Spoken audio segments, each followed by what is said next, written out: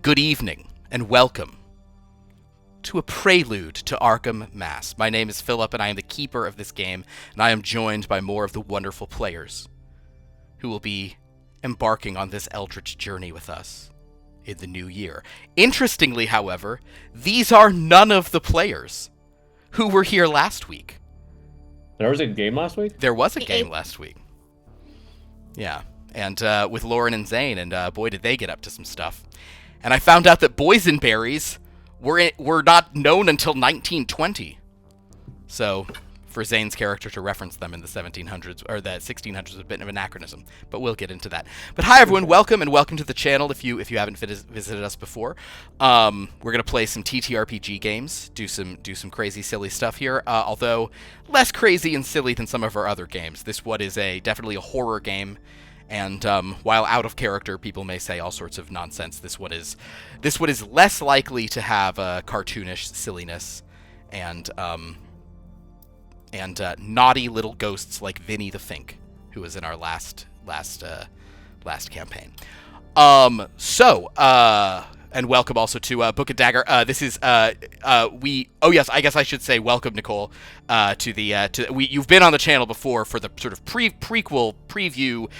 Talk this up, but this will be your first game, and you've never played Call of Cthulhu before, have you? No. So get ready. So to everyone watching, this is going to also serve as kind of a how to play refresher. This is not going to be a super long game.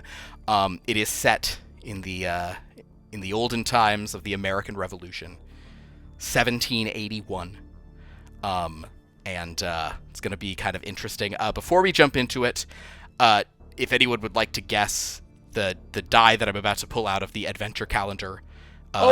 Yes. Yes. I should have written these down for ease of stuff. So the symbols so far are is stars, like wizard hat stars, an evil eldritch eye, and swords with energy coming off of them. What's the theme of this? The theme of this, you won't be able to see it too well, is wizards and warlocks. It's like an arcade game. Oh, how much smoked salmon is in there? Zero. Sadly. But if you'd like to guess a smoked salmon die, you're more than welcome to. No. If anyone correctly guesses what die is here in box 13, they will get some kind of cool benefit for tonight. And I'll just... You got any special dice from it yet? No special dice yet. So you can guess a special die, but you gotta call what it's gonna be. I think there's gonna be do they call them a D2 when it's one? Yeah, a D2 or a coin. Yeah. I think there should be literally a coin D2, like an arcade. Like an arcane token D2. I love this. It makes sense. All right, that's your pick. We're into it. What D20s have we had so far? We have only had one D20, my good sir, of a sword. We are still missing a D20 eye or D20 stars. I want D20 eye. D20 eye. So we have D20 eye.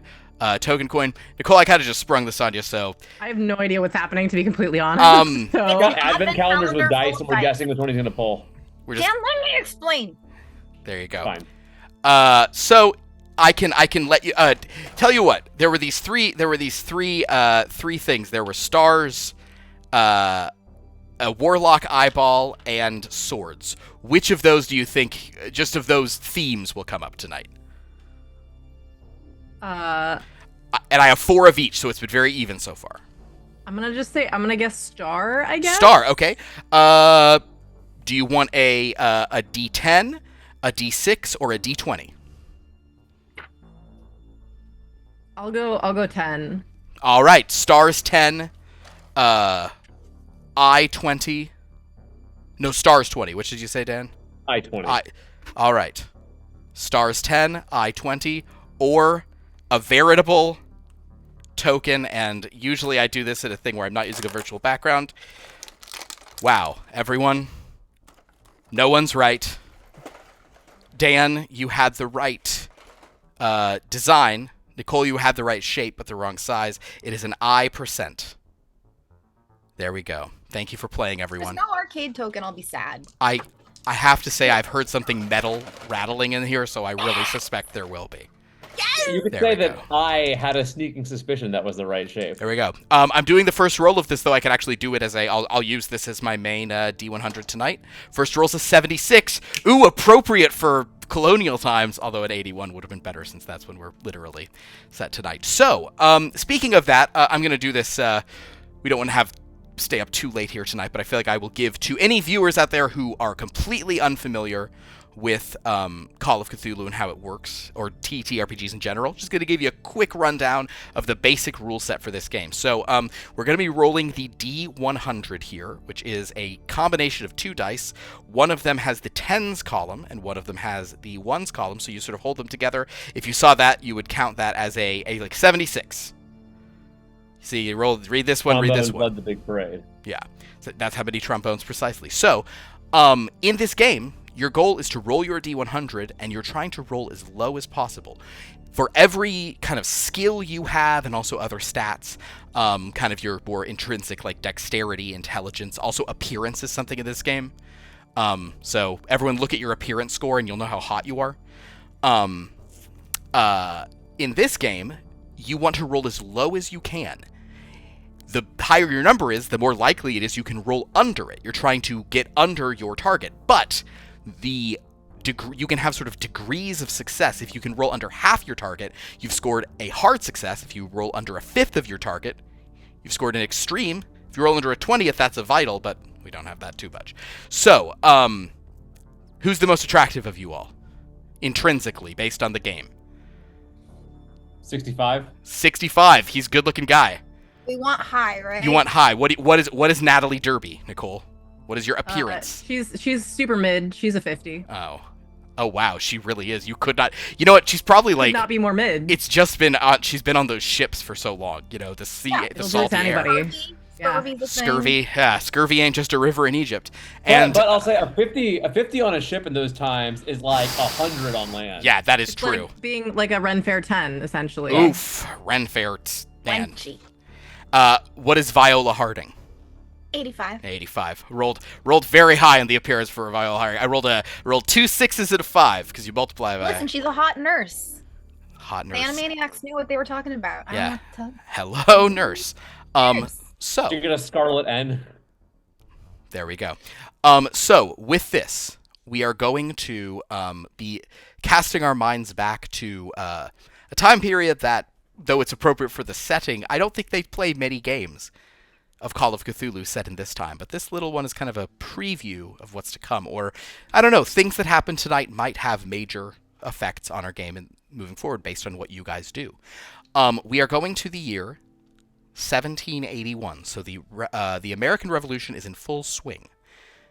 We are set in the city of Arkham, which is kind of in Essex County, Massachusetts. It's about 25 miles or so north of Boston.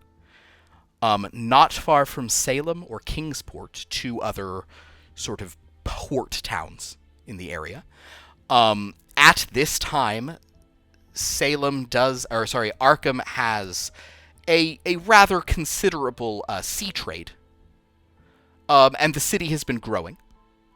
And one way that it has grown kind of notably for the area is that in 1765, Jeremiah Orne, one of the sort of wealthier gentlemen in the town, died and left a library of 900 volumes and a bequest that has become some kind of school, a university to rival what they have in Boston. And in, probably in places in Connecticut and in New Jersey as well. So, this school is now the Miskatonic Liberal College. Washington Marsh is one of the young students there. He is studying, I think, Latin and history. I don't know. I genuinely don't remember when I built this character. What if you can look and see what some of your like specialized knowledges are there, Mr. Marsh? Yeah, Latin. I'm great at. I'm studying how to use a library. History, art, epic poetry specifically. Oh, perfect. I have a somewhat decent knowledge of archaeology. That's fun. Very good. The well. occult. And a little bit of the occult. You got to sprinkle that in there. Come on. So, there is a war on, but the war has largely moved away from Massachusetts, though it is where the revolution began Massachusetts is now no longer kind of an active theater. That doesn't mean, however, that the people of Massachusetts are not participating in their sort of war for independence / not paying taxes. They are participating. Many of the sons of Arkham have probably joined, the Continental Army and are marching with generals such as Washington or other people you might have learned about and already forgotten from Hamilton. Or those who have a more sailing way about them, such as the Orne family as well as the Derby family. Ooh, tie in one person here. They are very good sailors, but rather than sort of enlisting in the sort of Continental Navy, just joining the Navy, they already had ships, they already had skills, and so they have actually been commissioned, is one way to put it, as privateers. Sailing the coasts of America, harassing British ships, trying to prevent the sort of Britain from being able to send supplies to communicate with the Loyalists, all this kind of stuff. And recently that has sort of shifted into some other matters in a place called Nova Scotia, which is, up in Canada. At the time, however, was not too dissimilar from the colonies such as Massachusetts and Connecticut and New Hampshire, etc. Actually, New Hampshire might not have been a thing yet. No, it was. So the point being, the privateers from cities like Salem, Kingsport, and even some Arkham, they're probably sailing mainly out of Kingsport at this point. It's a little further down the Miskatonic from them. They are going up to Nova Scotia and just raiding the hell out of it. Repeatedly, somewhat mercilessly, somewhat barbarically. They're just, trying to make it so these are not ports and just taking whatever they want because, I don't know, they're doing this kind of at their own expense, or they're being paid in whatever they're able to steal. And it's all legal. So, Natalie Derby, you are one such sailor. You have been going up to Nova Scotia, serving aboard one of your family's ships. And, you've seen some action. You've seen some combat. Your stats belie that. I will say, just without question, of the three characters here tonight, Natalie is the only who has any sort of fighting prowess at all. But Natalie, you have an uncle who has largely been the captain of the vessel that you've been aboard. This is Zebedee Derby. He is a sort of kind of an angry, crotchety old salt. And in the most recent sortie that you guys went on your raids up there, I'm not sure if you guys were... This might have been the raid on Annapolis Royal if we want it to be like an actual historical thing, but we may just say it was some raid in Nova Scotia. Zebedee was very badly injured. And you wound up captaining the ship to bring him back. He has now been placed in the care of a nurse, one Viola Harding. But that is not all you brought back. You also brought back a prisoner, someone whom Zebedee, for reasons unclear to you, insisted that you bring back alive, along with a leather case he held. Natalie, I know this is kind of... So already we're throwing you into some weird stuff here, Nicole, because your character's going to know a lot of stuff that you don't know because we're just jumping in, but we're kind of going to jump in here because as Zebedee Derby has returned to Arkham with his niece and prisoner in tow, he is receiving care. He has summoned Washington Marsh, a promising student from Miskatonic Liberal College, because there is an important matter to discuss with the gentleman they have taken prisoner.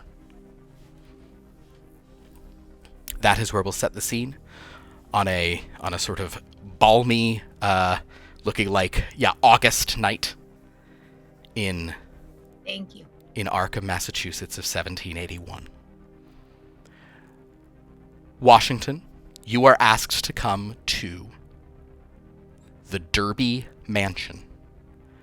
This is on the eastern part of town, and this is a true, like, manor house. This is a large, grand house, one that, one that might stand for many years. You are surprised that you're being called to such a place out of the sort of humble area where looking at my credit rating, I'm most surprised. Indeed. Oh, yes. Oh, yeah, that's a fun thing in this game. You all actually have a credit rating, which represents kind of, like... It's literally a numeric value that kind of tells you, like, how much sway you have. Washington Marsh, what is your credit rating? Well, you might be shocked to know my credit rating is a 6. A 6. So... you know, wealthy, I mean, like, a Vanderbilt, I think they were people by now. The Vanderbilts were, no, they weren't in the 1700s, like, they weren't quite people yet. They were, like, they were just, like, they hadn't... I would argue they still are. They hadn't the thing. The point is, like, if you were, like, a serious landowner or someone like that, you would probably have a credit rating kind of veering into the 80s and 90s if you're like a very wealthy person. A 6 is someone who does not have much to his name. You've probably put everything you have into this school. It has lowered your credit rating. Viola, what is your credit rating? Are you being paid okay? I'm being paid all right. It's a 16. 16. Dang, dude. Get into nursing. It's a stable work apparently. And back when people were dying of UTIs, yeah. Yeah. Oh man, a lot of people do that. And Natalie Derby, you can find your credit rating. These are, as you can probably tell, these are all arranged alphabetically, these columns of stuff. What is your credit rating, Natalie? 60. 60. So we have 6, 16, and 60. I rolled those randomly, I rolled them based on certain zones you'd be in, but that's they feel connected in a fun way. So, Natalie, this manor house is one that you perhaps have even grown up in or are most familiar with. But you do notice this young man, Washington Marsh, is approaching the house. You have been told frustratingly nothing by your Uncle Zebedee about what is going on here. In fact, let's have you make the very first roll of the night. He will sort of call to you, his nurse at his side, and say, Natalie, is he coming? The learned boy, have you sent for him or not?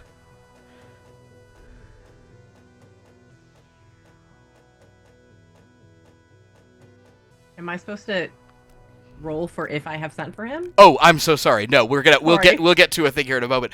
You could just reply right now. This is just the role playing portion of it. Okay, gotcha. Yeah. I still don't understand why you want to talk to some student, but I sent for him. Good. Natalie, I don't want anyone to be. I want you to. The nurse needs to stay. I'm in pain, but make sure none of the other servants are around. You understand? I guess. Do you want to tell me what's going on? Shouldn't you should just focus on getting better right now. No. This will make me better long term, and make you better too. Make us all better. Make us rich. But you just make sure the learned young man comes. He can read it. And Natalie, when he gets here, I want you to go into the cellar. I want you to get the prisoner and bring him up. Is that all you're gonna tell me about what's happening? You'll learn soon enough, girl. You'll learn soon enough. Natalie, he's acting kind of odd. This is all very strange, even for him. I would like for you to make a psychology roll. Okay. This will be a roll for you to determine if you think he's telling the truth. I'm not picking this because you're good or bad. I'm picking this because it's what it would be. What is your score in psychology? 10. Perfect. All right. So please roll a D100. 69. Hey, nice. Nice. That's time for the nice emote. Here we go. All right, there we go. That was, I believe that was at Dan's insistence that was invented. So, first of all, great way to start.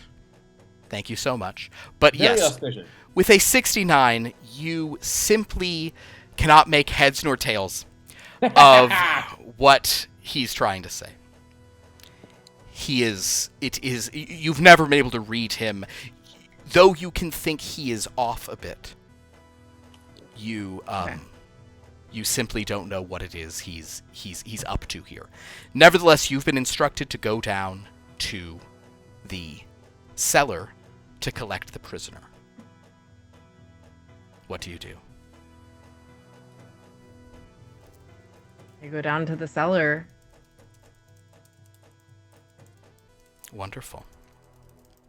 In the meantime, Viola, Zebedee starts coughing and gripping his very bad wound. He was stabbed very bad during the raid. So that is why you're here. You're trying to see him, but he's coughing, grimacing in pain. Would you please give me a first aid roll, Viola? Let's see how well you can bring him a moment of some palliative relief. 56 first aid. Oh, I'm good at first aid, right? I believe you are good at first aid. That should be. Okay, so it's just a normal success. A normal success. What is your first aid score, just for the viewers at home, to sort of get that? 92. Oh, geez, you're way better at first aid than I remembered. Okay, so yes, a 56 is a solid success for you. Perfect. All right, well, you are able to kind of, honestly, I don't know, are you just putting brandy down his mouth at this point, Brandy and swap. He said he's stabbed. He was stabbed. Yeah, you could change a bandage for sure. Changing bandages, fresh bandages to try and encourage. I love it. So you do so. Humors. Is there anything you'd like to say to him as you do this? Are you in quite a bit of pain? So I'm in pain, girl, but never you mind. I won't be in pain for long. Can I give him some bark to bite down on while I change his bandages? There we go. All right. Yeah. Very good. Just very good. Tell everyone to learn it, young wanderers. Yes. Does he seem like he might be a bit delirious to me? Tell you what, why don't you do not psychology, do a medicine roll. Okay, like does he have a fever? Let's see if, so first aid is kind of like practical, treating an injury, I think. Medicine is where you're really trying to get to the root of what's going on. Again, I'm saying this for just viewers and anyone who's wondering how the game works and the different mechanics and everything. So there we go. So yeah, let's do a medicine roll. I rolled a 28. What's your score in medicine? So it's 54. That's for normal success. Oh, okay. But what's the next one down called? A hard success, which is half. 27. So you rolled a 28. Well, let's go ahead and introduce this as a concept to the game. This is something we'll teach Nicole about this and everyone else. You all have a luck score in this game. Luck is something that you periodically will need to roll to just see if you're lucky enough to have something at hand. If you're like, oh my gosh, is there a weapon I can use? You'd roll a luck, and if you roll really low, it's like, cool, there was a knife just sitting there. I can defend myself, etc. But luck can also be spent to improve, or in this case, lower a roll after making it. So, Viola, you should have clicked the box for medicine because you did succeed. Oh, right. I forgot to we clicked the boxes. So you've only done one so far, so you can click the box for medicine, or rather for first aid. You have succeeded at medicine, but if you want to spend one luck to turn this into a hard success, you will permanently reduce your luck, but you don't get to click the box. Yeah, let's just may as well. May as well. That's the first time. It's a one-off character. Burn all your luck. What's the point? So, and I guess I should mention that, Natalie, technically you could have spent 40 some odd luck to have turned your psychology success into a... You would need to spend 59 luck. You didn't have that much. Never mind. Couldn't be done. But the point is, you can spend tons of luck to turn a failure into success if you'd like to. Okay. But then your luck score has become super low, and then when you need the knife, it's much less likely you find it. Gotcha. So, Viola, with a hard success, yes, you believe that he has a fever on him. You believe, though he may be delirious, with a hard success, he is not confused about this. Okay. This insistence on the learned young man and the prisoner you've heard of. This is lucidity. Okay. This is a man who very well may not make it through the week, but he knows this is important. Now, What's about him for this one? Yes. Meanwhile, Mr. Marsh.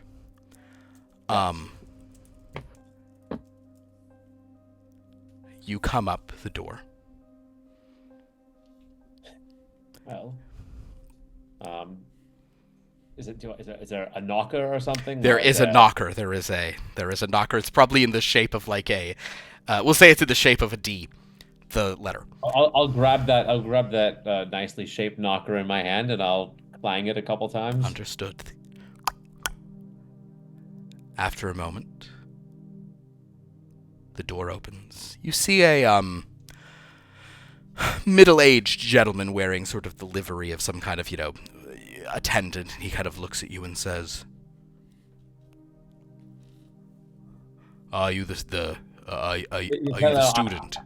Yes, I was called upon to be here. Yes. My name is Marsh, Washington Marsh. You can read in other languages? At least one other, yes. Yeah. All right. This way, Mr. Marsh. And he'll sort of guide you in. And he sort of walks into the room where Viola and Zebedee are and says, "Mr. Marsh." Zebedee goes, "All right, get out. That's enough. Thank you." And he'll gesture you in. The door closes behind you. Lady? Yes.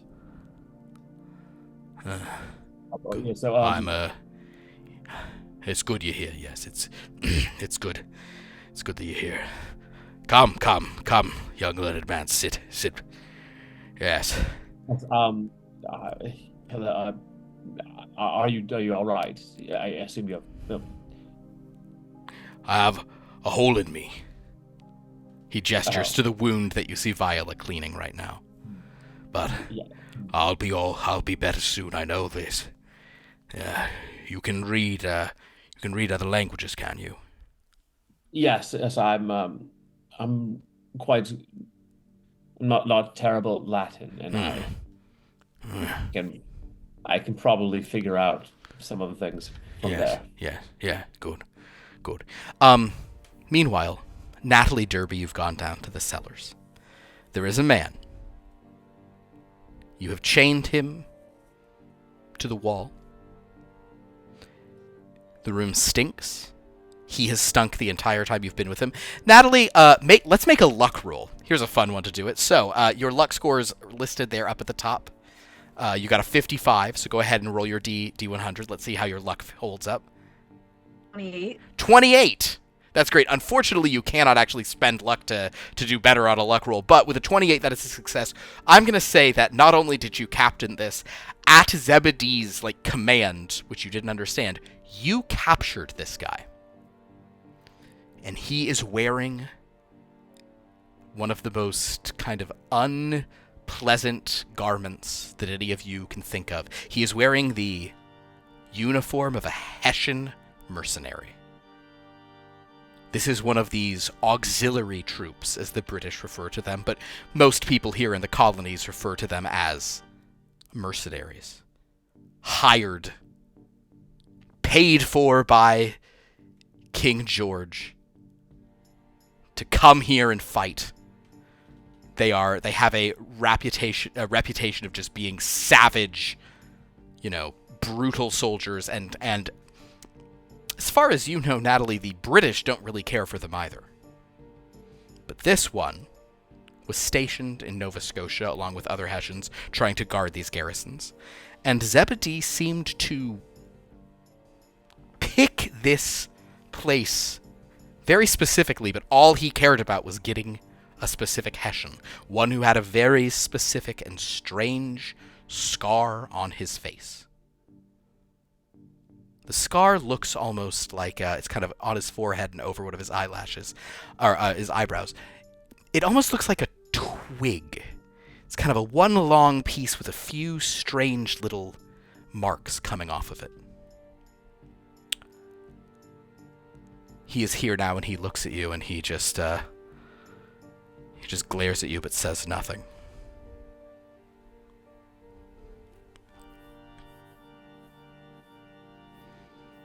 I just kind of look at him and shake my head, saying, I don't know why you're so special or you are worth all the trouble, but I'm supposed to come down here and get you for some reason. Are you going to cooperate this time?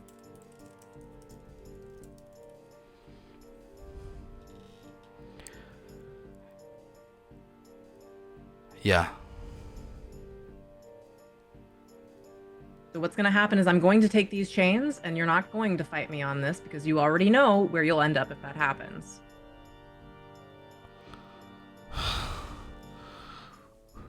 Du wirst ertrinken. Du wirst alle ertrinken. I'm going to need you to speak in a way that I can understand. He just kind of stares at you. Ooh, actually, wait. Natalie Derby, do you have intimidation? I mean, you have it, but is your intimidate kind of particularly high? Do you want to... Where is that on the top part? It'll be in the green boxes. It'll be one of your... The green boxes, okay. Yeah. If you have... It's very low. Very low. Okay, I was going to say, if you want to try to intimidate the guy, you could. But otherwise, he's just, you know... He seems to not be kind of buying it, so he'll come with you. Okay. Or at least he begins to sort of stand up. You get the sense he does understand English, he just often chooses not to speak it. Yeah. Okay, well, I grab the chains that are still... I keep the chains on him, and I gesture forward to lead him out of the cellar. He begins to move, but Natalie...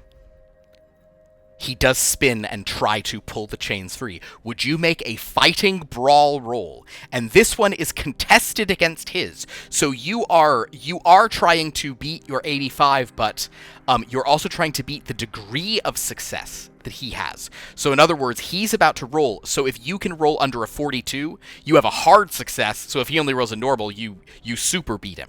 And then stuff like that. In addition, he is going to have one penalty since he is in chain. So you have an advantage in this already. So go ahead and roll your D100. God. 53. 53. That is a success. Because of his disadvantage, he has actually rolled a failure. So you rather easily, he rolled an 87. So you managed to just kind of like, push him back. And he is kind of, unable to break free and just kind of glares at you, but then seems docile after that. So a bit of a scrape, but you managed to, keep your proverbial boot on his neck and you can move him up. Washington and Viola, as Zebedee just sort of sits there, you hear rattling chains coming from a side hallway. And soon you see a bedraggled, stinking Hessian is kind of moving in. He has this bizarre scar on his forehead. And he comes into the room. His eyes are wild, cruel. His mouth kind of curved into this constant sneer.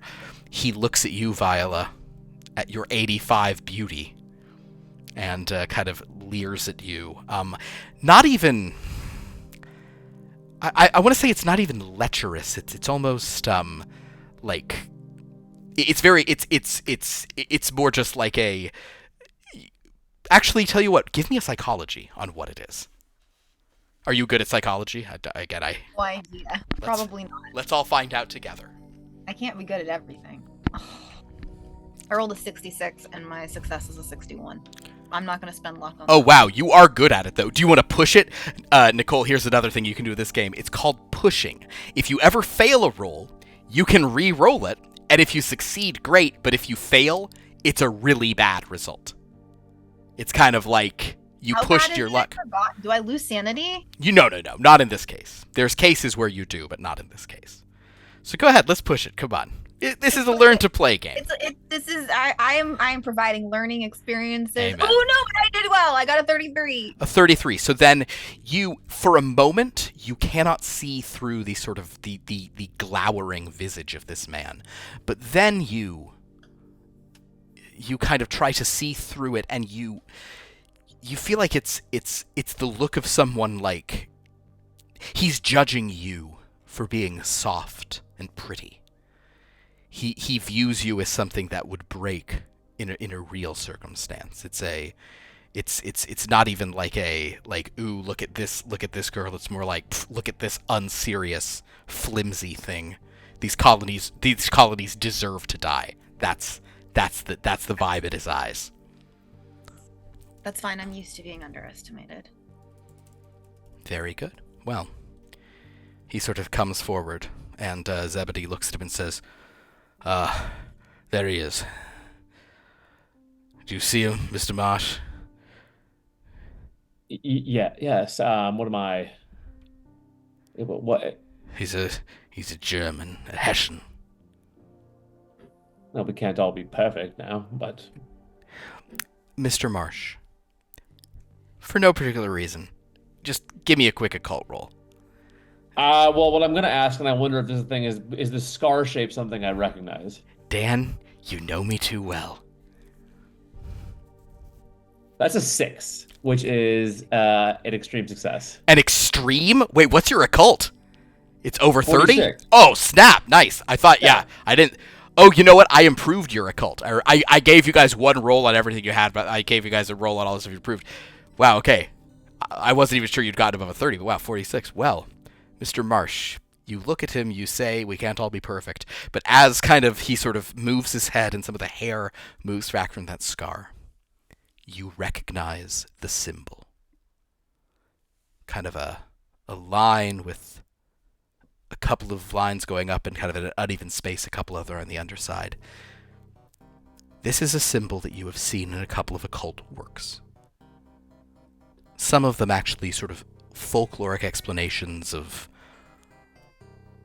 It's interesting, you see it both in folkloric things in Europe, but also some from here. Perhaps early settlers taught it to sort of the indigenous populations. You're not certain, but it is something that is referred to as the symbol of the old, or also the elder sign.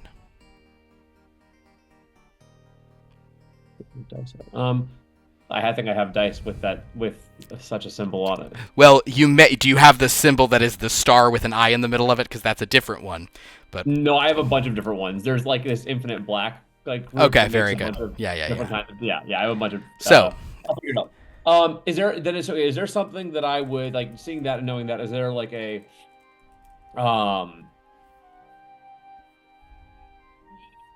what is it? Oh well, all right. I'm gonna go real. I'll go real Sorkin on you. Is there like a kind of a shibboleth thing that I can say where it's like recognizes like I see what you're doing here kind of thing? Understood. Or at least I. Yeah, that's interesting. Let's try. Like super handshake. Yeah. Or at least like some kind of phrase that's like, hey. Yeah. Oh, tell you what. I'll let you even do a language own roll on that. Okay. You're gonna need like a very good degree of success, but you can kind of as you piece that together.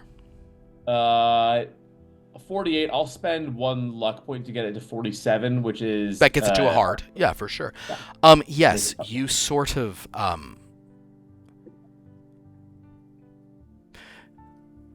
you can speak about it's probably you just say something about, like you know, in the Bond movie you'd call him like my elder friend or something, my old, or should I say elder friend, you'd say something like that.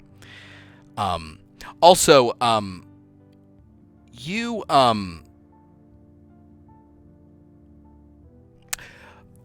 I actually did your sheet wrong here. It's fine. We'll just use it as the thing. You're supposed to have a stat that is based on your language own, which is like other languages, and you're actually probably pretty good at that. So I'll tell you what. Give me another language roll if you would like to try to say it in German. Yes. Okay. 71, so probably not. Okay. Yeah, you probably you try to remember, like, you know how to say old in German, but you're not sure how to say elder, so instead you just say it in English. Yeah. However, when he does that, Natalie and Viola, would you guys give me spot hidden rolls in response to sort of Washington talking to this guy? 22. 22? Mm-hmm. What is your spot hidden score? 53. 53. Congratulations, you have scored a hard success. So go ahead and click the box by spot hidden. And click the box by fighting brawl for good measure, because you also succeeded at that last time. Viola, how'd we do? 29, also a hard success. Also a hard success. So basically, Washington sort of says this, but Viola and Natalie, you both recognize the man respond to his words. And Natalie, this is arguably the most response you've seen from him aside from, like, violence at anything. He sort of, seems intrigued now by Washington.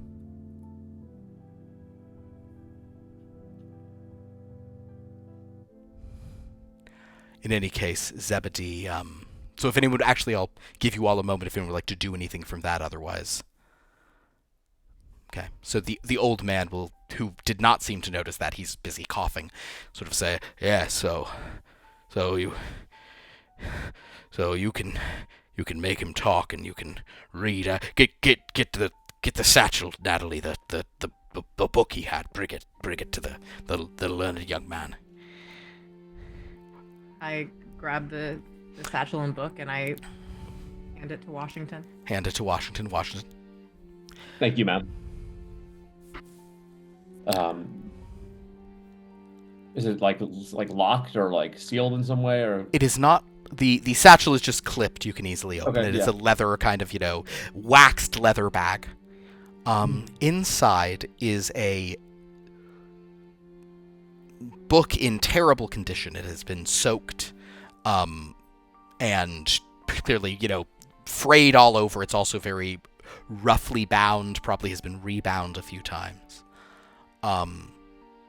It appears to be mostly handwritten as you kind of, look through it, but the cover of it is intriguing because the cover of it has no title, but it does have a scrap of strange leather that seems to be nailed to it in 2 points, kind of creating a diagonal across the middle of it. This very sort of strange, worn, stringy kind of leather substance has been just tacked or nailed onto the wooden cover of this book.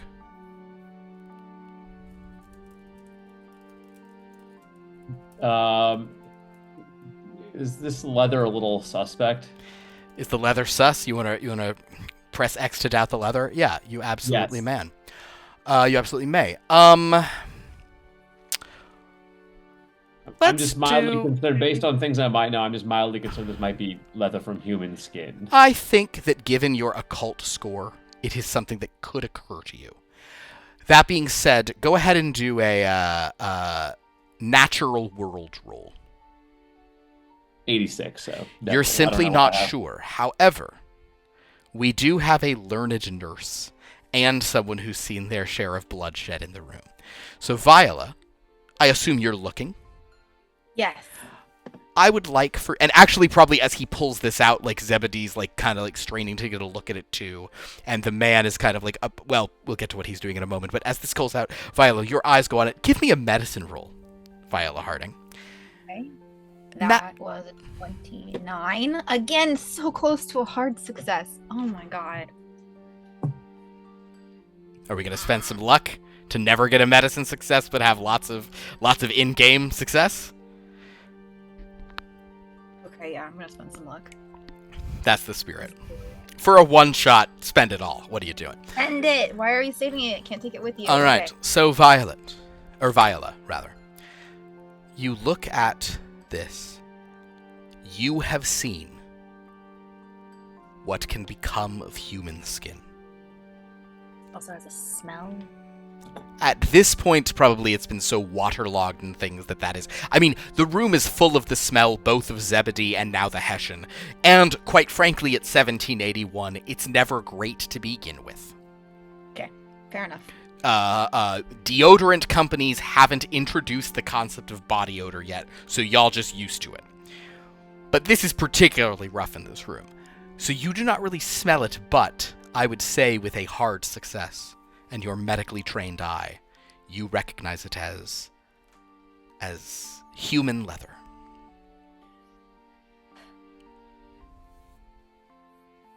How common would that have been? I guess not very. Not at all. If It's you would not very. So certainly remark on it if you'd like. Is that human flesh binding that book? I can't tell. Is that what? I- I cannot tell. Sorry, Philip. There would have been stories about Hessians being cannibals, right? Like that feels like appropriate propaganda for the time period. They were described as being pretty darn savage. So I'll say, yeah, let's run with that. Is this one a savage? I found that all men have the capacity to be so. If As you know, you know. I mean, have you not read your Hobbes, nurse?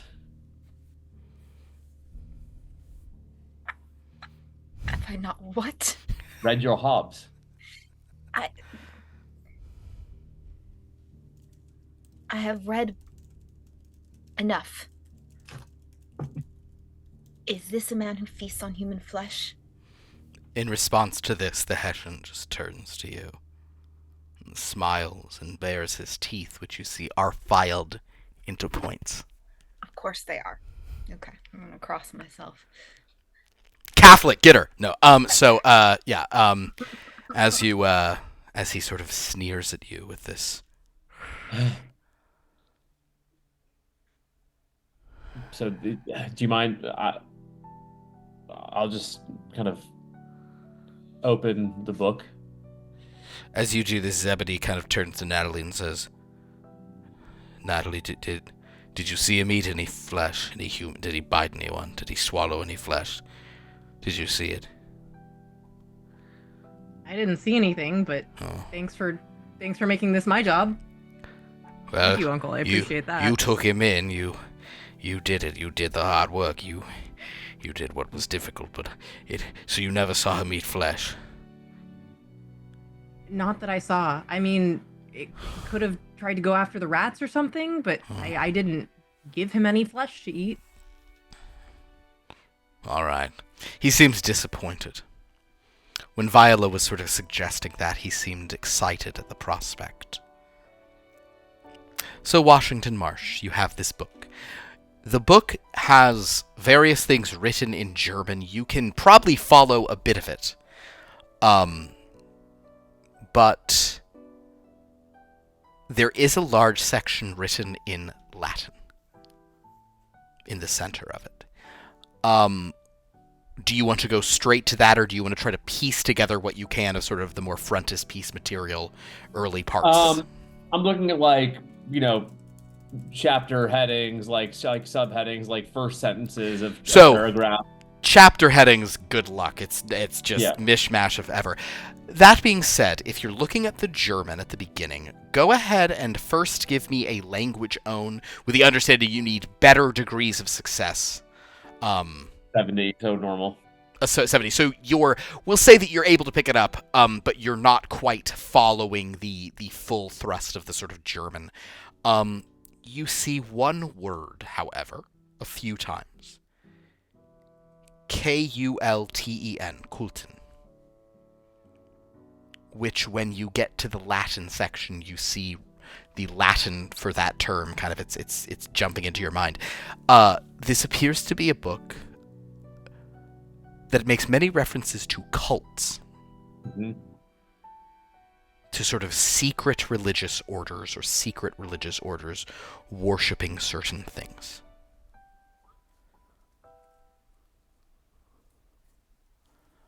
Does it seem like are they all different cults that are in their own ways worshiping the same thing, or different cults worshiping different things? You won't be able to tell that much from the German section, but the Latin piece in the middle seems to largely be about one cult. You said this is all handwritten? It is largely handwritten. Some of the Latin stuff might have a couple of clearly personalized woodblock print, smaller stuff. I mean, you have no idea how old this stuff is, but It is for the mostly handwritten. Yes. So I'll look back at the old man. I'll say, well, so I can kind of get a sense of what's going on. I'm understanding the words in this tome, but is there anything specific that we're looking for?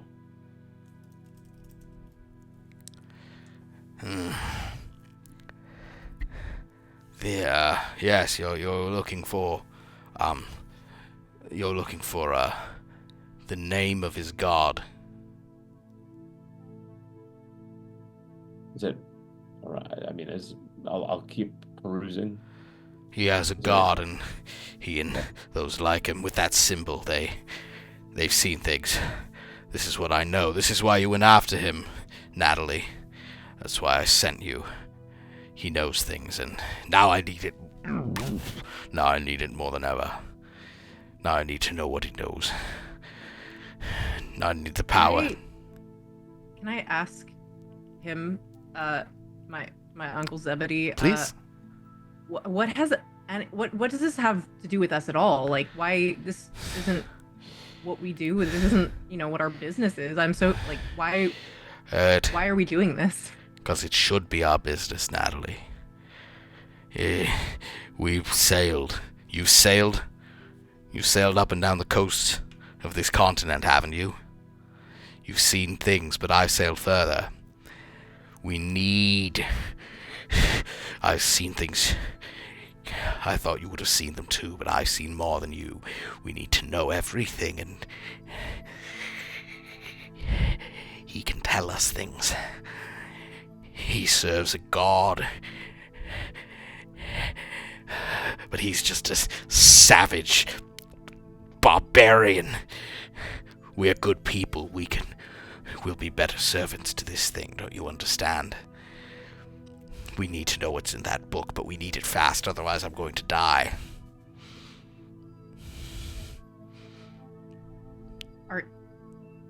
Can I ask the nurse if is he okay? He seems out of sorts. Like, I know he's kind of crazy normally, but this is... Unwell, but lucid.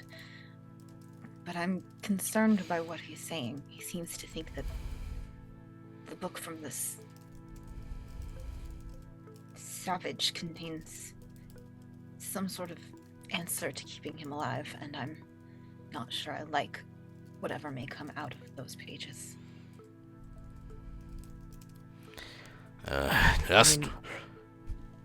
Go ahead.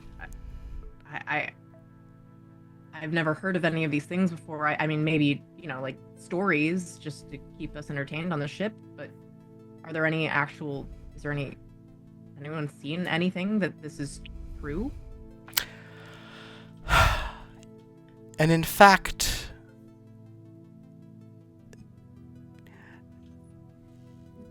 Marsh. Would I have heard?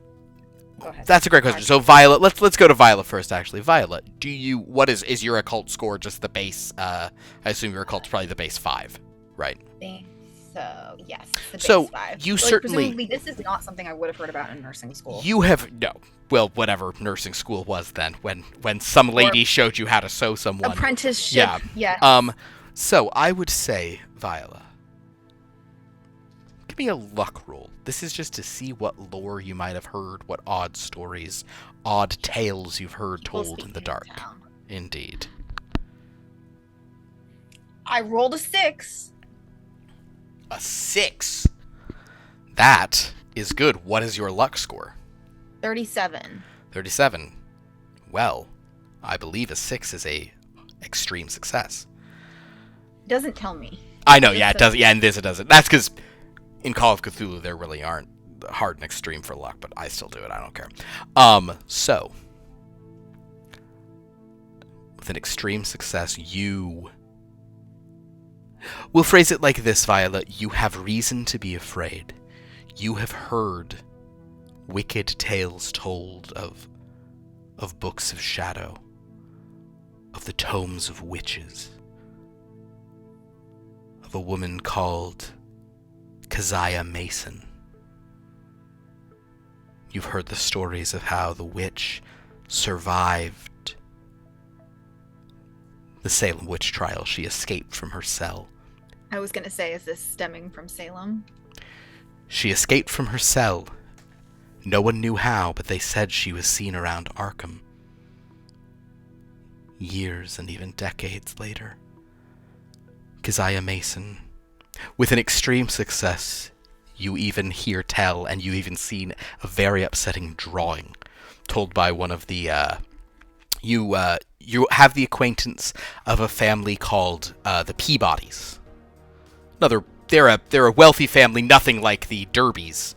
They're a wealthy family in town, and one of the young women from the Peabody family who you had an acquaintance with showed you a drawing in her family of something called Brown Jenkin. Brown Jenkin is said to be the rat familiar of Keziah Mason, but he's a very upsetting sight. He's a long rat with a face that looks like a human with a beard and human hands to match. He is how Keziah Mason made a deal with the devil or some other thing and gained her horrible powers. So you certainly have reason to fear those who would prolong their life with dark deals and books bound in flesh. This all is upsetting. I guess a question, though, Vial, is how much of this do you share with the others? How well do I know? I'm assuming this is the first time I've met Marsh. Yes. How well do I know the Derbys? You have been working for the Derbys for a while, but Zebedee Derby is maybe new to you. You probably work here for, like, whoever, he's out sailing most of the time, so. And Natalie, too, like this man. Natalie is Natalie and Zebedee are sort of new figures to you. Can I pull Natalie aside and Mr. Marsh? Sure. And confer with them out of earshot. Zebedee's kind of, as you sort of pull them off, Zebedee just, is kind of like, I don't know why stop talking to them about my medicine. Just let the man. No HIPAA violations. This Yeah, is not about exactly. But as you step aside, you're able to pull them aside, and Natalie, I assume the chained Hessian is just, he's at some place where you're keeping an eye on him, so okay, cool. You both, I do not believe we should be messing with the book from that Hessian monster. Are you familiar with the tales of the witch trials in Salem? Is this something that I would know about? Occult roll, sir. Should I also then? The stats is 7, so yeah. Oh, dude, yes, you do. Actually, Natalie, go ahead, because you have some occult knowledge. Or, actually, Natalie, if you'd rather, you could do history, because some of this is stuff that is, I mean, my occult knowledge is better than my history knowledge. Then Not occult by it much, up. but- Whichever one's better, do that one. Well, I rolled a 24, and my occult is 11. Do you want to push it? Or you want to spend a bunch of luck to succeed? I'm just giving you the option. You don't have to. I'm scared to know what the negative alternative of pushing it for that would be when it's for- dealing with the occult. For so- occult, it can be pretty bad. Yeah. I'll just go ahead and warn you. Darling. I'll just let that one. I'll let that one be. All right. So you have never heard the name of Keziah Mason. Washington Marsh. You are very familiar. You know everything I just said about Keziah Mason. Mm-hmm. You know that they said that she escaped the witch trials. You know that she is said to have a rat familiar named Brown Jenkin with the face of a man. Many presume he is a damned soul turned partially into the rat by the devil, who he gave to his dear servant. Many people say every bad thing that ever happened to Arkham is the fault of Keziah Mason because she was welcomed into the town and hidden after she escaped from Salem. You, with an extreme success, because yours was not simply the sort of luck of, like, knowledge of stuff, but is literally about the occult itself, you also know that there was another witch, Goody Fowler. She was taken from the area of Arkham by the king's men in Salem to be tried for the crimes of witchcraft. People said that they saw her specter talking to the devil, etc., etc. She was actually released when Governor Phipps was like, okay, never mind. We're not doing this anymore, when he reversed the Salem witch trial. So she was released back to Arkham. But actually, Viola, you may know this part too. Haven't called her to my mind, but Marsh, you know that good old Goody Fowler, back in 1704, an angry mob was like, she's a witch, she's still causing problems, so they just hung her in town. No trial or anything. They hung her on a hill west of Arkham, or hanged her rather. We don't have it, like, just to be clear, this house was not built on said hill west of Arkham. No, you're right, in Arkham. Right. And okay. her house was also outside of Arkham. Okay. That being said, with an extreme success, you don't know this for sure, but many people say it was the Peabodys who welcomed her into town, who gave her quarter. But yes. And their house is definitely there's a house where their house is that family still lives in. Well, yeah, so it's all to say, I'm aware of what you're talking about, ma'am.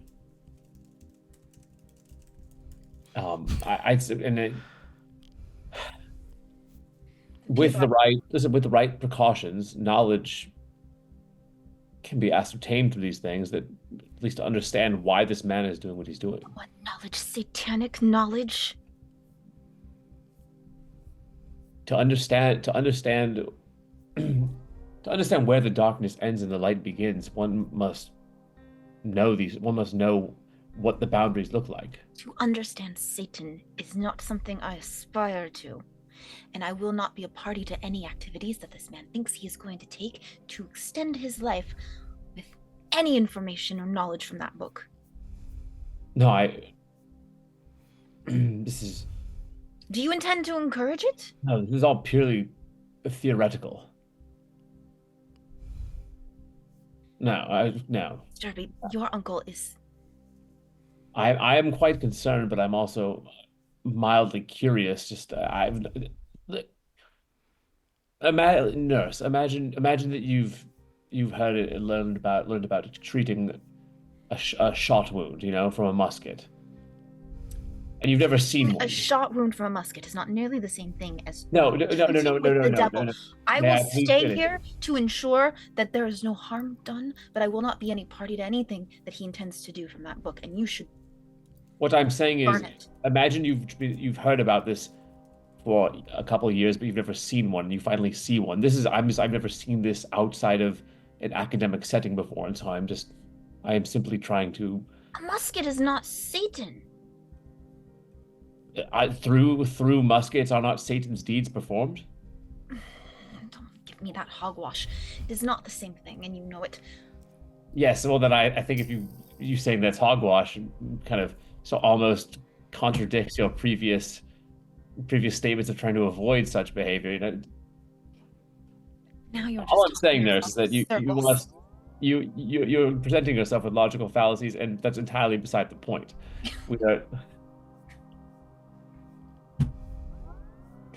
Are you truly trying to tell me you're playing devil's advocate right now?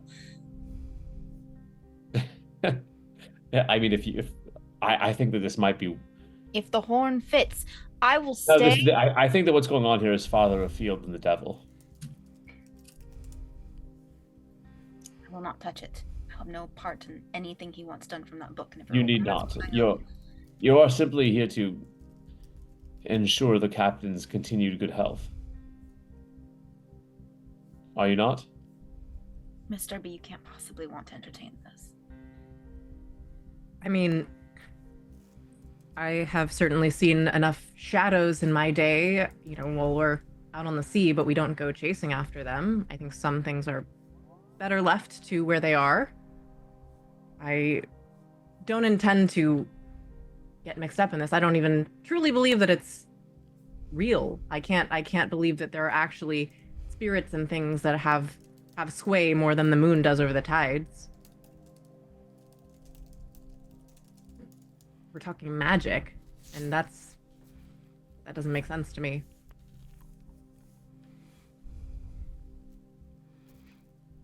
Do not animals perceive the lighting of fire to be magic? But we're not animals. We are animals, but we have souls. Meanwhile, the Hessian begins to speak, once again in his own tongue. Du wirst all ertrinken.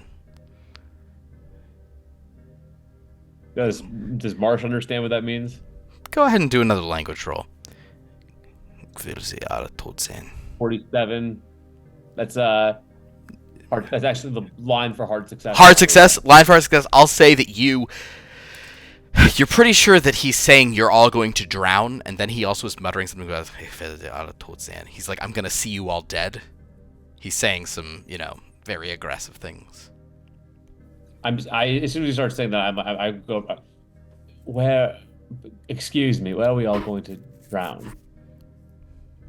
He's saying we're all going to drown, and I would like to, if there's forewarning of any impending aquatic demise, I should like to know. Hier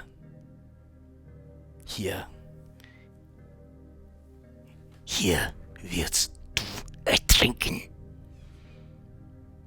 Hier We're wirst du gonna drown sterben. in the house? I've not heard of floods in these lands for. What are you? Is it something? Are you simply a harbinger? Or just... He does this symbol with his hand. Does that have any meaning? Is he saying 3 days from now, or is he like? This symbol to you. Give me another occult roll.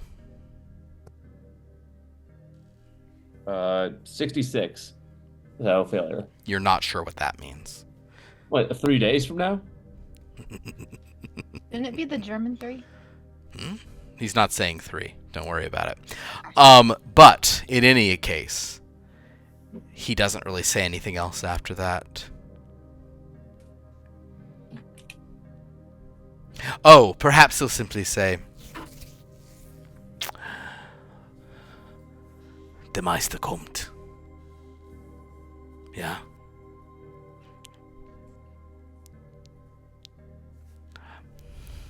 So I'll just look back at it. I think he believes himself to be some sort of harbinger. Gib mir mein Buch. Gib mir. What's it? What do you want with it? Das Buch ist mein. Gib mir. You're in no position to be making demands right now. What is this? Can you tell me what this book is? If you have a dialogue with me, an exchange of words, perhaps we can reach some kind of accord. I just look back at Oros and I shrug And Zebedee says, just get him to tell you how to heal me. Ask him how to heal me. He looks at him and says, will's leben, ja? Yes, he does. Do you know how to help him? Nein. Ich kann nichts machen. Aber mein Meister.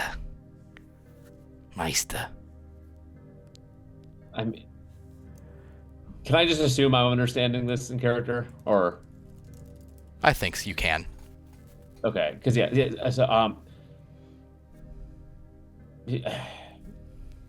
where is your master?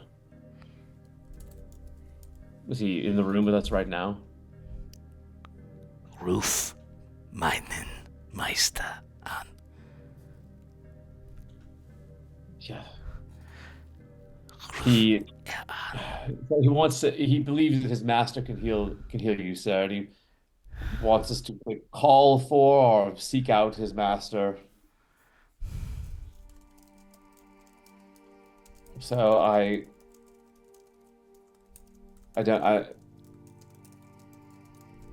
not quite sure what else can be done right now. Aside from I don't know. I believe I'm sure perhaps there's some sort of ritual that he believes he can perform, but Philip, how much do I believe that this occult stuff is real? Or is it just That is entirely up to you. Okay. Yeah, I mean, he believes his master. if his master is one of these beings mentioned in this book, then I find it unlikely that.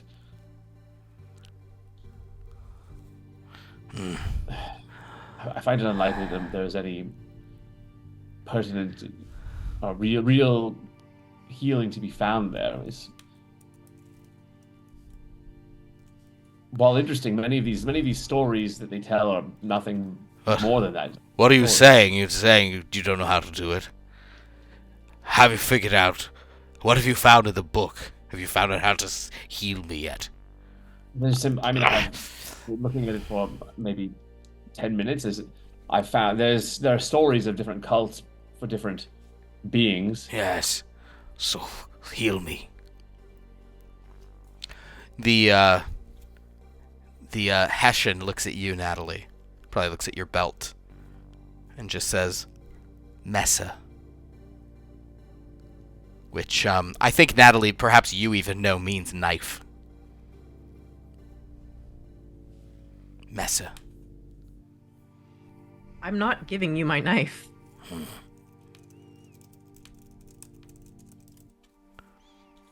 Dann schnitt ihm das Zeichen in dem Kopf. Wants to cut him in the head. Die Zeichen. I think he's saying that if you carve the symbol into his head, it will heal him. Yeah.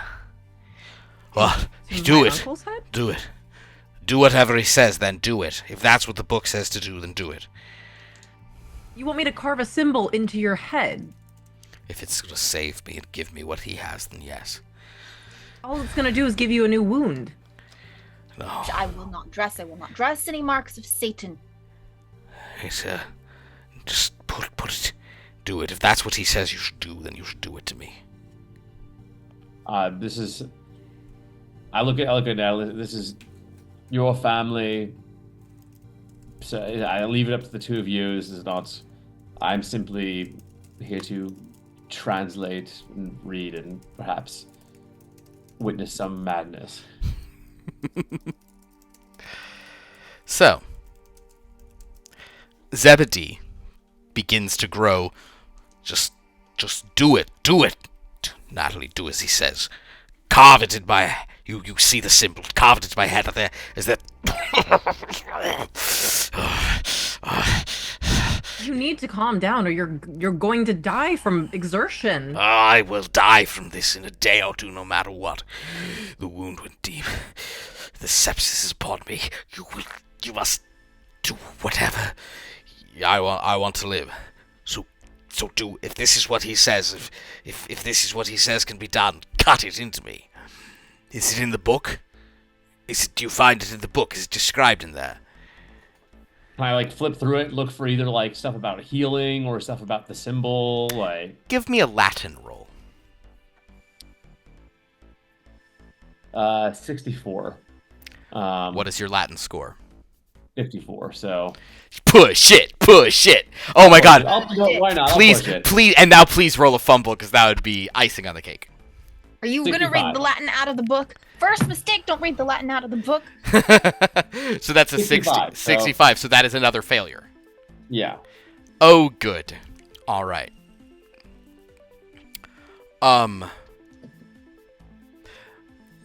This is a very strange bastardized form of Latin. That is what is going wrong. This is Latin that, you can tell that this is probably Latin written by someone who didn't really know Latin and is using other languages. You think some of this might be, maybe is Arabic. Maybe there's some Hebrew in here. You're not completely sure. Some of it seems like absolute gibberish, and yet you begin to put together a section that does seem to talk about a healing visitation. You don't see anything about the elder sign or the sign of the old, but you do see something about an elder visitation of healing. This seems to go into more languages than are currently under my command, but it does mention healing in some form here. I cannot really grasp in my deepest comprehension what it says, but again, this is sinful. Yeah, I don't know how much stock to place in this, but Yeah, if this is that. I look at Natalie and like, if this is your uncle's dying wish, then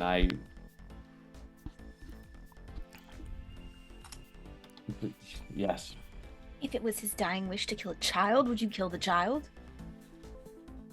No, but this is that's a false equivalence. It affects no one but himself. I would say summoning Satan here affects all of us. Bringing more of Satan into the world affects all of us. Ruf meinem Meister an. I think ultimately, Natalie, given that Viola and Washington are not blood relatives, it is your call. And you should do whatever you think Natalie will do, because this will simply have some implications for our game moving forward. This will be a historical thing that happened, whether or not we know about it specifically, but ultimately this would be the call of Natalie Derby. So what do you think? Do you want to say, forget this noise? Tell Viola to give Uncle Zebedee just as much whiskey as as it takes to knock him out, and try to calm him and put the damn Hessian back in the cellar? Or do you want Washington to try to call for some elder healing? Oh, no. I would not be doing that. Oh, well, Washington is not going to do it. Understood.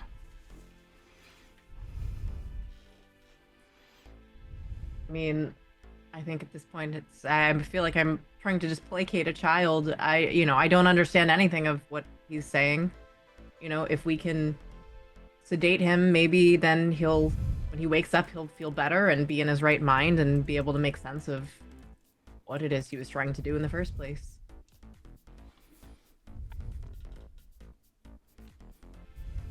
Okay, so you say no.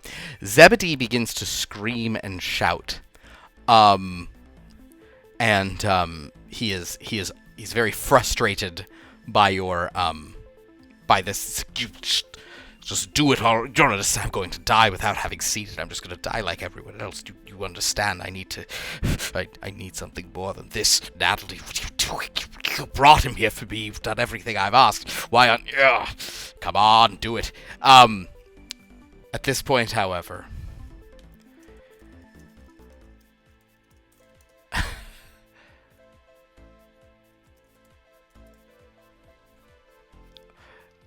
actually, I'm going to roll for it.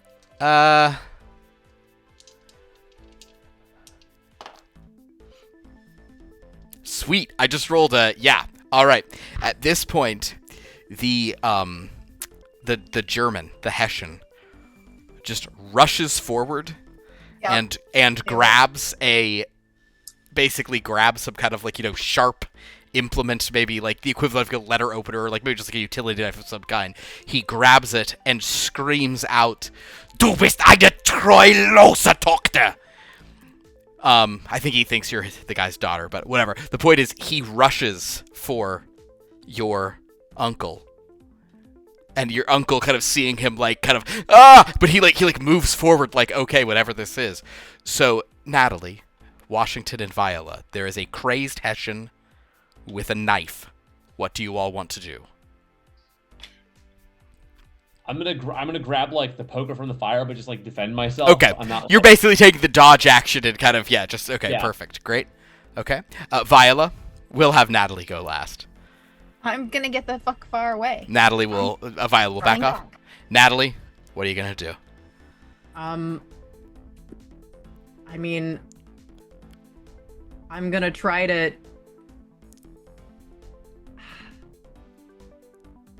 I think I'm gonna try to rush at him to get him to not stab my uncle. Perfect. All right. So once again, you're gonna give me one of those fighting brawl rolls. This game is typically not super combat oriented, but your character tonight is, so let's do it.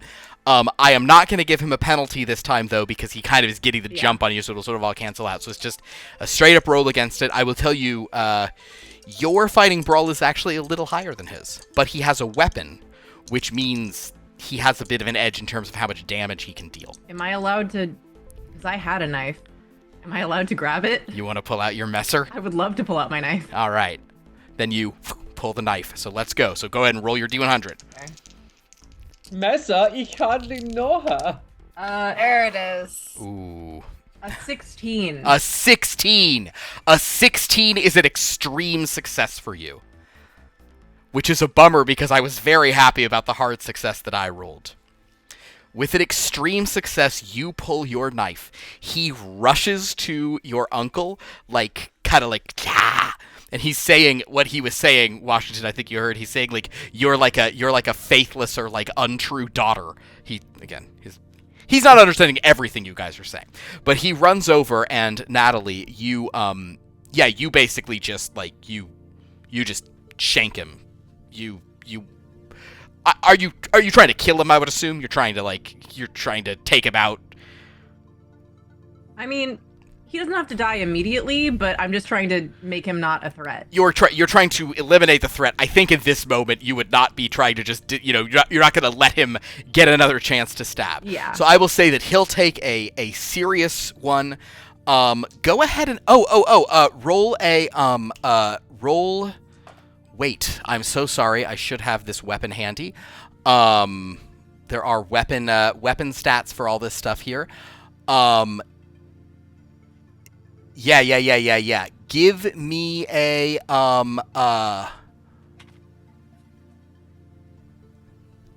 Oh, damn. Okay. Well, I think you've got you probably have a pretty sizable knife, because you're a pirate. Or a privateer. I'm so sorry. Please don't kill me. Go ahead and... Jeez, that is so much more than I thought. Roll a D8. Hold on, which one is that? And roll a... So the D8... Oh, I'm so sorry. We're throwing new dice at you. The D8's the one that kind of looks like two pyramids on top of each other. Okay. Kind of a thing. Yeah. So roll... It's like the diamond. And then also roll the pyramid. Because your damage bonus is a D4. Okay, so the D8 1. was 7. Okay. And the other one, is it the point that's up? Yes.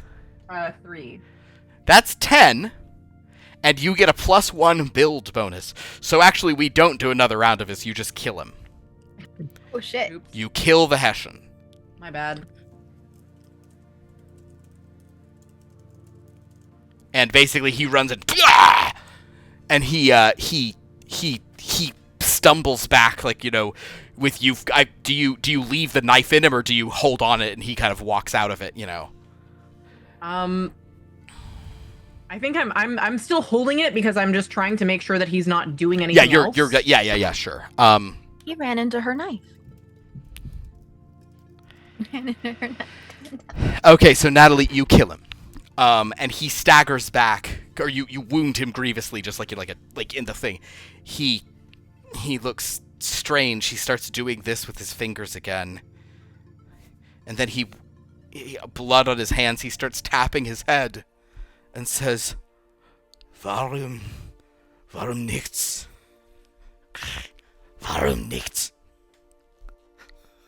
Warum?"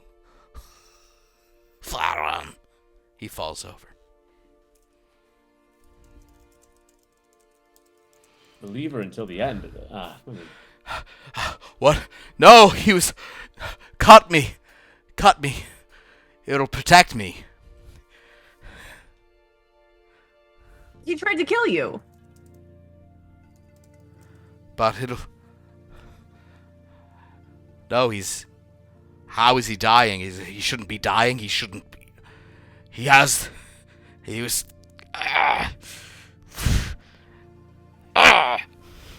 Why couldn't you just read the book?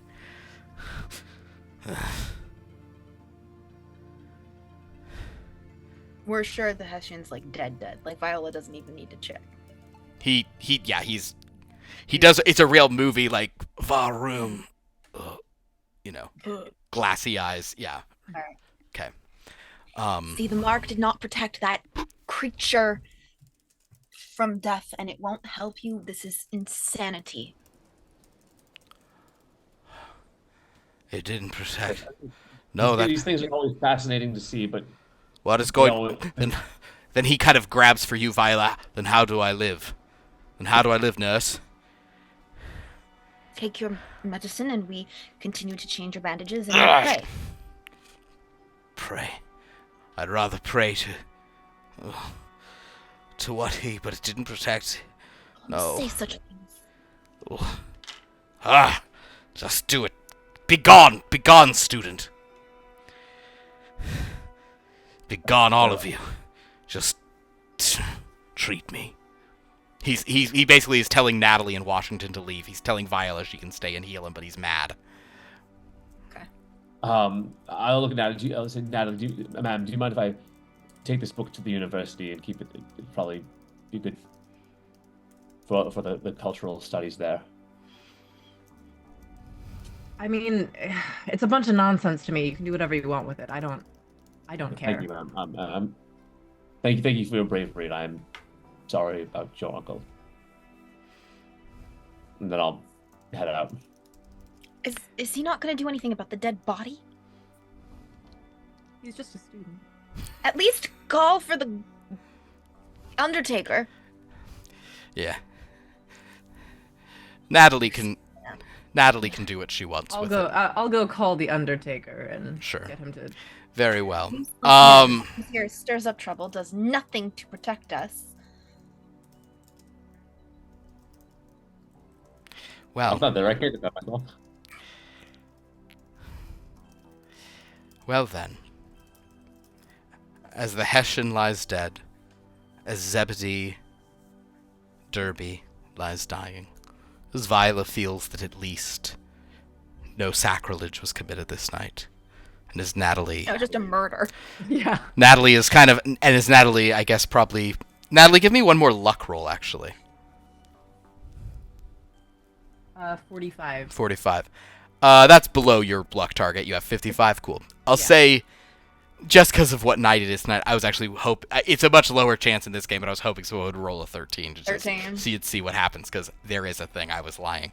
But Natalie, as this happens, you do realize, for whatever it matters, that's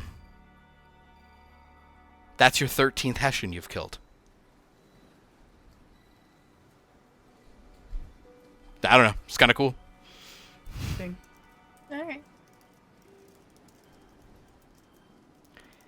You put little marks on your neck. That in my privateer's log. Put another notch on your, All right, perfect. Then, well, my friends, after that dramatic ending, in which no books were read, no incantations were chanted. Sorry. No madness occurred. No, it's fun. That is where we're going to end our second Arkham Prelude game. Setting things up.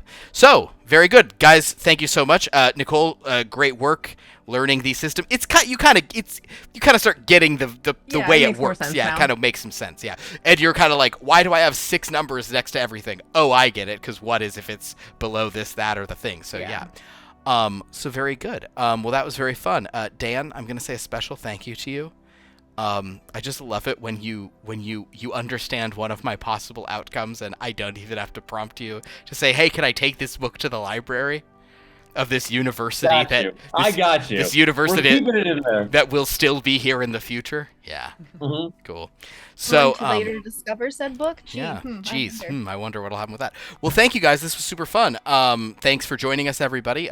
This was some fun stuff. We got to speak to an angry Hessian, and Liv got to play a religiously pious nurse. So that was. Got to understand a little German. Yeah, and you got to say some German terms. I'm sure I said a lot of things wrong in German, but I'll just say that's the Hessians. I understood what you were saying, and that's what matters. Okay, perfect. Yeah. Well, very good. Well, thank you all so much. Oh, Dan. Also, Nicole, if you want to, this is kind of academic for this game, but why don't we just show you how this works very briefly, because I think you mainly rolled fighting brawls tonight, so it's the thing. There's something in this game called improving stats. So remember how we had you click some boxes on your sheet? Mm-hmm. So the first box you have clicked, I think, is your fighting brawl. Yes. So whenever a session ends, you guys try to improve your stats. This is the only time in the game you want to roll high. So go ahead and roll your D100. Let's see if you can roll an 85 or higher. So if you hit the number, then you... If you hit the number, right, you get to improve it. Yeah. Because for my language owned at a 94, I rolled a 94. Congratulations. Thank you. Oh, also... Yeah, so go ahead. So roll your D100, and this time you want to roll high. Okay. So roll so high. Hold on, I have to move my cat. Understood. Your cat is in the rolling zone. Kitty got moved. I got a 54. 54. Unfortunately, not good for this one, but you have a little better chance, a slightly better odds. It would have worked had we done it for the spot hidden, so try to roll a 54 or higher, or 53 or higher for your spot hidden.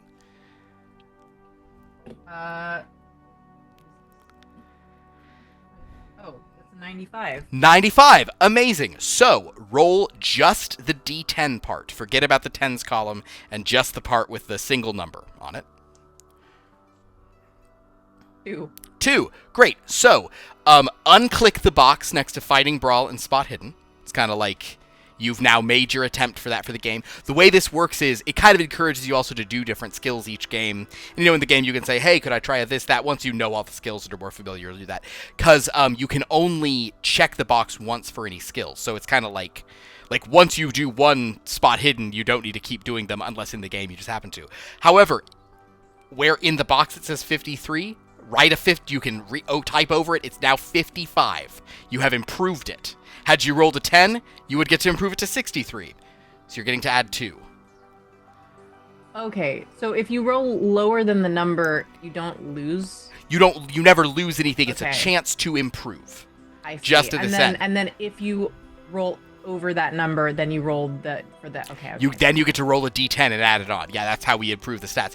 And if you noticed, this is probably a minor amount, your numbers also, it's auto-calculated from those white boxes, so your other numbers go up too. Delightful. Did Dan or Liv, did either of you have like a notable, I know Dan, what did you get your language owned to? From a 94 to a 98. Nice. Viola, any notable increases or near misses or anything you want? I rolled under for everything. I was rolling low like for most tonight. Yeah, the worst is when you roll low or when you roll high all night and then start rolling low when you improve it. Yeah. Well, guys, thank you so much. This was really fun. We have some other games on the channel now. Right now, we're a little bit kind of inconsistent. I believe that we will have a Monster the Ravaging on Sunday. I think we'll be back with that. And then on Monday, I think we will have a Dreamland Theater of the Mind featuring MEI, our magical crafting game that is so crazy. You can go to our Discord to vote on that. Right now, there's a slightly closer vote, but I think still the Necromancer one is winning for the item they're going to craft this next week. So please join us for those. We are not playing Deck of Long Lost Things until the new year. That one's officially on hiatus just because of a lot of reasons. But it is my hope. I cannot guarantee that we can have a game next week because I'm going to have some family here. But maybe they'll all go to sleep since they're from the East Coast, and we can run this next week because I think Lauren and Zane would be here, and we'd have a more full union of house of everyone. So that would be really fun. Go to our Discord to interact with us, our YouTube to watch old episodes, our wiki to see how all these games intersect. Please follow the socials of all of these people because they do cool stuff. Would anyone like to mention anything they do or their own socials or channels or activities or just causes célébrer?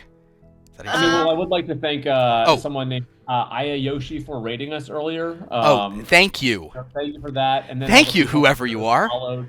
Yeah, that bitch. And then I resubbed. So hey, thank you for that. You're gonna thank yourself. I'm gonna thank myself. Thank the Look, that's Steinberg. not- The thing is, normally That's Zane not- does this, and Zane is too humble. Yeah. You know the thing about me, I'm not. Nope, Yeah. that's not a Dan problem at all. There you go. Liv, you had something though. I was just gonna say I'm back to trying to somewhat posting on TikTok regularly. So if you don't follow me there, it's Olivia Live, because I lost my first account, but that's fine. So I'm trying to rebuild that just in time for them to ban the app. Great. And great and timing on just my part. just to clarify, TikTok is is A great Kesha song. the app. An app, okay. Yeah, that you eat. Wait, no, that's A spinach dip. apps inserts. Okay, Um, understood. That's a yeah. spinach tip. What if I think TikTok? No, I'm thinking of spinach tip. Very good. Rangoons? There we go. Now yeah. now I'm on the trolley. All right. Well, thank you all. This was fun. Hope we learned a little about Call of Cthulhu. As we move forward, we'll be getting into a little more of a ongoing narrative. And for those who don't know, our ongoing game that will be starting sometime in the new year once we finish these little preludes that we're doing over the kind of inconsistent holiday times, it'll be a modern day game. So we'll be in Arkham in 2025, because that's the year coming up. Isn't that wild?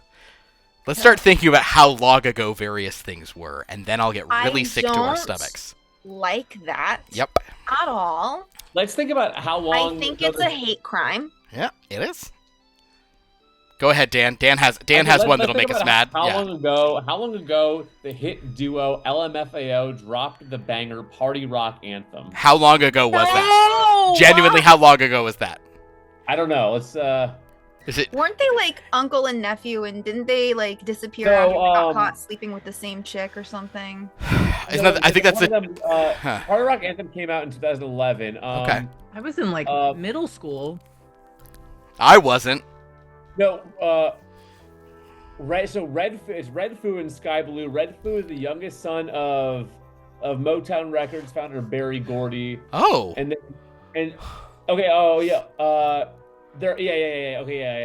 Sky Blue is Gordy's grandson and the son of Red Foo's half brother Berry Gordy the fourth. Yeah. Wow. So that's 14 years ago, pretty much, that song came out. 14 years before that song, it was 1997. That's the stuff that always really bothers me. I was born that year. There you go. So in other words, the midpoint of your life is Party Rock Anthem. Party Rock Anthem. Hell yeah. Why is Party Rock Anthem the metric by which we're measuring right now? So that's what I thought of. Halfway through my life. You know what, Liv? You can thank the Upright Citizens Brigade for my quick wit and sharp mental acuity. Oh boy. I can thank him for something. Wow. Well then, on that note, everybody, thank you so much for watching. We appreciate you being here. Until next time, pray that you do not heed the call of Cthulhu. Ooh. I mean, tentacle mouth. That's